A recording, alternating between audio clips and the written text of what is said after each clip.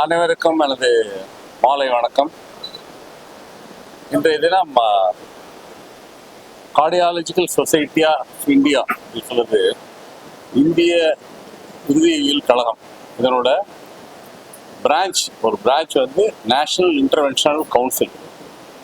அது ஹார்ட் டாக்டர்ல 2 விதம் உண்டு. ஒன்று வந்து இந்த மருந்தெல்லாம் கொடுக்குறவங்க, இன்னொன்று வந்து அந்த ஆஞ்சியோபிளாஸ்டி, வால்வு சிகிச்சை அதெல்லாம் செய்கிறவங்க. குழந்தைங்களுக்கு இருதயத்தில் ஓட்டம் இருக்கிறது, அடிக்கிறது, இந்த மாதிரி விஷயங்கள். இதுக்கு பேர் இன்டர்வென்ஷனல் கார்டியாலஜிஸ்ட்னு பேர்.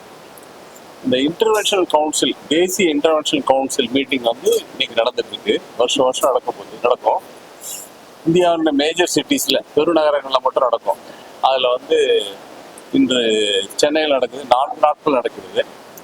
நேற்று வந்து மருத்துவ மாணவர்களுக்கான ஒரு முகாம் நடந்தது. அது வந்து ஹில்டன் ஹோட்டல் நடந்தது. இன்றும் நாளையும் நாளை மறுநாளும் சென்னை ட்ரேட் சென்டரில் இந்த கருத்தரங்கு நடக்குது. இதில் வந்து இந்தியா முழுவதிலிருந்து 1500 இருதயவியல் நிபுணர்கள், இருதய ஊடுருவு நிபுணர்கள், அதாவது இன்டர்வென்ஷனல் கார்டியாலஜிஸ்ட் கலந்துக்கிறாங்க. இந்த இதில் வந்து பல பயிலரங்கள் நடக்கிறது. இதில் வந்து வெளிநாட்டிலிருந்து 25 வெளிநாட்டு மருத்துவ நிபுணர்கள் வந்திருக்காங்க. என்னோடு வந்து லெஃப்ட் சைடில் வந்து டாக்டர் மேனுவல் பேன், அவர் வந்து ஸ்பெயின்லேருந்து வந்திருக்காரு. ரைட் சைடில் வந்து கடைசியில் இருக்கிறவர் வந்து டாக்டர் ஜூலியோ, அவர் வந்து இத்தாலியிலேருந்து வந்திருக்காரு. என்னோட பக்கத்தில் உட்காந்துருக்கவர் டாக்டர் பிரதாப் குமார், அவர் வந்து கொல்லம், கேரளா. அவர் தான் வந்து இந்த சயின்டிஃபிக் கமிட்டியினுடைய சேர்மன். அவர் தான் வந்து இந்த சயின்டிஃபிக் அஜெண்டாலாம் ஃபைனலைஸ் பண்ணுறவர். நான் வந்து ஆர்கனைசிங் செக்ரட்டரி. இந்த பயிலரங்களோட நோக்கம் என்னன்னா, இந்த இன்டர்வென்ஷனல் கார்டியாலஜிக்கு ரொம்ப வளர்ந்துட்டே வருது. அது வந்து வருஷம் அப்டேட் பண்ணிட்டே இருக்கணும். புதுசாக நிறைய தெரப்பிஸ் வந்துட்டு இருக்கு. முன்னாடியெல்லாம் வந்து வால்வு சிகிச்சை அப்படின்னா ஆப்ரேஷன் பண்ணுறது அப்படின்னு தான் நினச்சிருப்பீங்க. இப்போ வந்து பெரும்பாலான வால்வு சிகிச்சைகளுக்கு ஆப்ரேஷனே இல்லாமல் டியூப் வழியாகவே, தொட வழியாக டியூப் வழியாகவே வால்வை மாற்றிடலாம். அந்த மாதிரி ஆயிடுச்சு. இப்போ வந்து இன்னொரு 5 வருஷம் கழிச்சு வால்வு சம்பந்தமான அறுவை சிகிச்சையில மிக மிக குறைந்து போயிடும். அந்த மாதிரி டெக்னாலஜி வளர்ந்துருச்சு. அதே மாதிரி வந்து குழந்தைகளுக்கு பிறப்பிலே இருக்கக்கூடிய இருதய குறைபாடுகள் அனைத்துக்கும் வந்து அந்த டிவைசஸ் எல்லாம் வந்துருச்சு. அதெல்லாம் வந்து அடைப்பு, அந்த ஓட்டை, இருதய ஓட்டை மற்றும் லீக்கெல்லாம் இருந்ததுன்னா அடைக்கிறதுக்கான வாய்ப்புகள் இருக்கு. அதே மாதிரி உங்களுக்கு எல்லாத்துக்கும் தெரியும், நம்ம ஊர்ல வந்து இந்தியாவில் வந்து மாரடைப்பு வந்து ரொம்ப காமனான ஒரு விஷயமா இருக்கு. அது சிறு வயது மாரடைப்பு ரொம்ப அதிகம். இதுக்கு காரணம் வந்து நம்மளுடைய உணவு பழக்கவழக்கம். எல்லாருக்கும் நல்ல உணவு கிடைக்குது. எல்லாரும் ரொம்ப பிரியாணி சாப்பிட்றாங்க. வரிசையா அந்த ஊர் எல்லா தெருவெல்லாம் பார்த்தா வந்து பூரித கொழுப்பு அதிகமான உணவு தான் கிடைக்குது. அதனால வந்து இருதய அடைப்பு ரொம்ப சின்ன வயசுலயே காமனா இருக்கு. அது மட்டும் இல்லாமல் இந்தியர்களுக்கு ஜெனட்டிக்காவே ஒரு பிரச்சனை இருக்கிறதுனால அவங்களுக்கு வந்து ஹார்ட் அட்டாக் வந்து கொஞ்சம் வர்றதுக்கான வாய்ப்புகள், சிறு வயதில் வர்றதுக்கான வாய்ப்புகள் அதிகம். அது மட்டும் இல்லாமல் உடல் உழைப்பு ரொம்ப குறைந்து விட்டது. எல்லாரும் பைக் தான், முன்னாடி எல்லாரும் சைக்கிள் ஓட்டுறோம், எல்லாம் பைக்கில் தான் போகிறாங்க. அது மட்டும் இல்லாமல் பொல்யூஷன் வந்து ஏர் பொல்யூஷன், வாட்டர் பொல்யூஷன், இது எல்லாமே ஒரு காரணம் தான் ஹார்ட் அட்டாக் வர்றதுக்கான.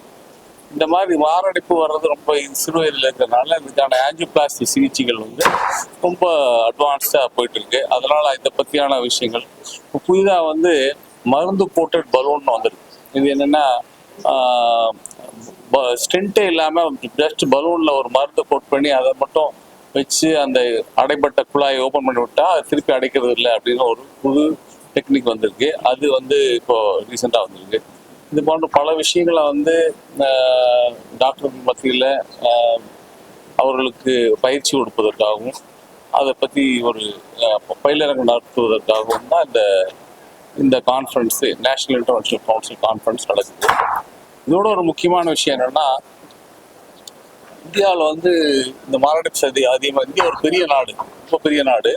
இதில் வந்து எத்தனை பேர்த்துக்கு ஆஞ்சியோபிளாஸ்டி நடக்குது, எத்தனை பேர்த்துக்கு இந்த வால்வு சிகிச்சை நடக்குது, எத்தனை பேர்த்துக்கு எத்தனை ஸ்டென்ட் போறாங்க, எத்தனை ஸ்டென்ட் வந்து இறக்குமதி செய்யப்பட்டு போடப்படுகிறது, எத்தனை ஸ்டென்ட் வந்து இந்தியாவில் செய்த ஸ்டென்ட்கள் போடப்படுகிறது போன்றதுக்கான டேட்டா இந்த டேட்டா வந்து இந்த நேஷனல் இன்டர்வென்ஷனல் கவுன்சில் தான் கலெக்ட் பண்ணுது. இந்த வருடம் வந்து 1700 ஹாஸ்பிட்டலில் கேத்லாப்ல இருந்து அந்த கேத்லாப்ல எந்த எந்த விதமான எவ்வளோ ஸ்டென்ட் போட்டிருக்காங்க, அந்த அது இறக்குமதி செய்யப்பட்ட ஸ்டென்ட்டா, இல்லை வந்து வெளிநாட்டிலேருந்து கொண்டு அதாவது இந்தியாவிலே தயாரிக்கப்பட்ட ஸ்டென்ட்டா, இல்லை வந்து எந்த விதமான ஸ்டென்ட்டு, அதே மாதிரி வால்வு சிகிச்சையில் எந்த விதமான வால்வு வெளிநாட்டிலேருந்து கொண்டு வந்ததா, இந்தியன் வால்வா, இது போன்ற அனைத்து புள்ளி விவரங்களையும் நாங்கள் திரட்டி இதுதான் எங்களுக்கு தெரிஞ்ச வரைக்கும் இந்தியாவில் இருக்கக்கூடிய ஒரே புள்ளி விவரம். இந்த புள்ளி விவரத்தை வச்சு தான் ஹெல்த் கேர் பிளானிங், அதாவது ஒரு ஒரு மருத்துவ சிகிச்சைகளுக்கான எவ்வளவு செலவு பண்ணுறது, இது போன்ற பிளானிங் இது யூஸ்ஃபுல்லாக இருக்கும். இந்த டேட்டா வந்து நான் வருஷம் பப்ளிஷ் பண்ணுறோம். இதன் மூலமாக வந்து ஒரு ஹாஸ்பிட்டலுக்கோ, ஒரு அரசாங்கத்துக்கோ, ஒரு நிறுவனத்துக்கோ எந்த அளவுக்கு அவங்க என்ன செய்யணும், எந்த அளவுக்கு நம்ம அதை ஸ்பெண்ட் பண்ணணும், எந்த அளவுக்கு வியாதி இருக்கு அப்படிங்கிறது ஒரு அறிவுபூர்வமான ஒரு தகவலை சொல்றோம். இது எங்களுடைய ஒரு முக்கியமான பணியா இருக்கு. 500 பேர் எதிர்பார்க்கிறேன்.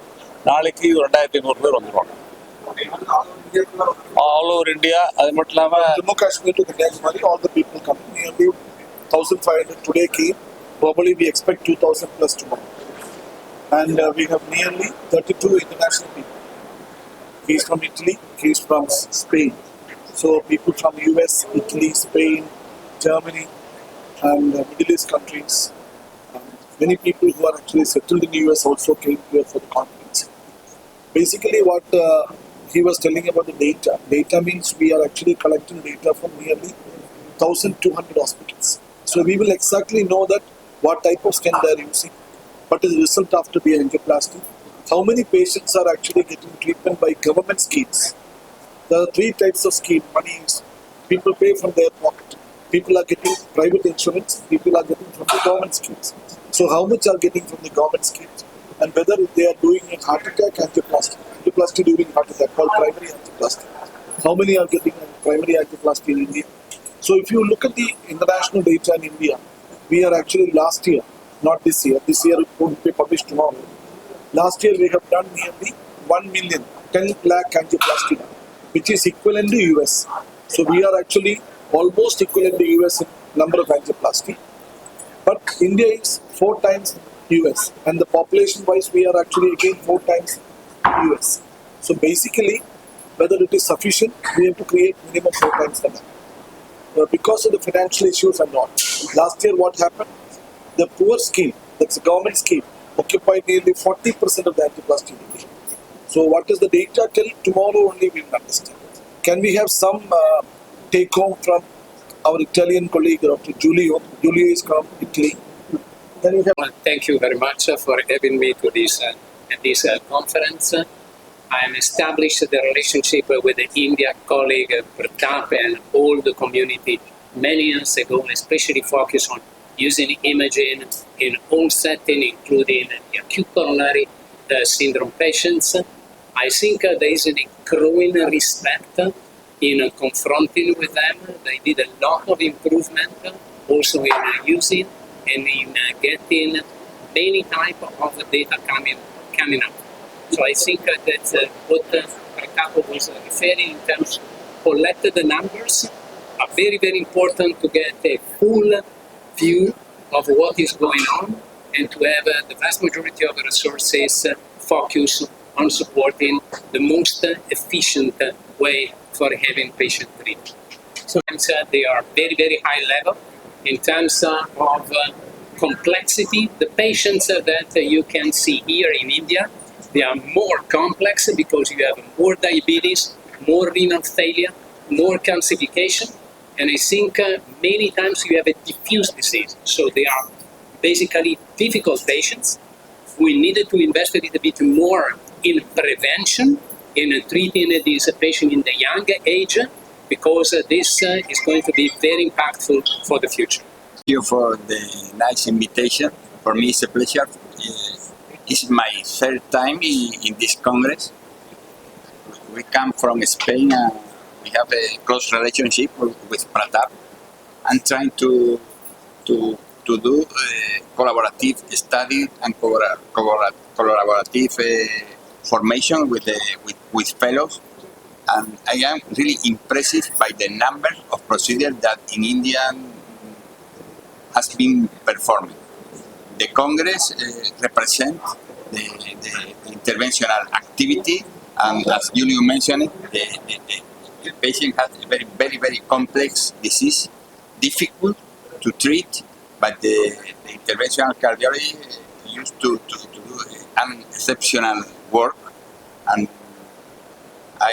for me, it's a pleasure to be here, collaborate, and to learn, because in Spain we have a lot of activities in interventional cardiology, but the number of Indians are but so I hope to continue visiting this Congress and increase our collaboration with India and with Pratap in particular.